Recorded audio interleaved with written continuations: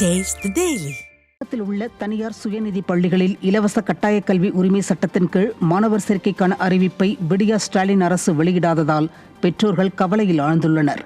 கல்வி உரிமை சட்டத்தின் கீழ் ஏழை மாணவர்கள் தனியார் சுயநிதி பள்ளிகளில் ஆண்டுதோறும் சேர்க்கப்பட்டு வரும் நிலையில் வழக்கமாக ஏப்ரல் மாத இறுதியில் இது தொடர்பான அறிவிப்பு வெளியிடப்பட்டு சேர்க்கை குறைந்துவிட்டதாக பெற்றோர்கள் குற்றம் சாட்டுகின்றனர். 2022-23 74,296ஆகவும் 2023-24 70,452ஆகவும் குறைந்துள்ள நிலையில் பள்ளி கல்வித்துறை முழுமையாக தோல்வியடைந்துவிட்டதாக விமர்சனம் எழுந்துள்ளது.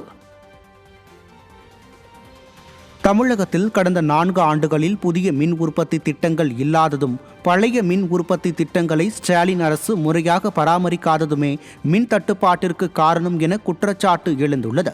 இதன் காரணமாக மின் தேவை அதிகரிக்கும் கோடை காலத்தில் டான்ஜெட்கோ 55,754 கோடி ரூபாய் மதிப்பில் மின்சாரம் கொள்முதல் செய்யும் அவல நிலைக்கு தள்ளப்பட்டுள்ளது. மின் ஒழுங்குமுறை ஆணைய ஒப்புதல் அளவையும் மீறி 917 கோடி யூனிட் மின்சாரம் கூடுதலாக வாங்கப்பட்டதால் 13,179 கோடி ரூபாய் இழப்பு ஏற்பட்டுள்ளது.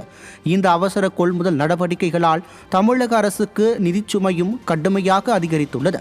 திறனற்ற ஸ்டாலின் தலைமையிலான நிர்வாகம் திட்டமிடல் மற்றும் பராமரிப்பு துறைகளில் தோல்வியை சந்தித்துள்ளதற்கு இது சான்றாக அமைந்துள்ளது.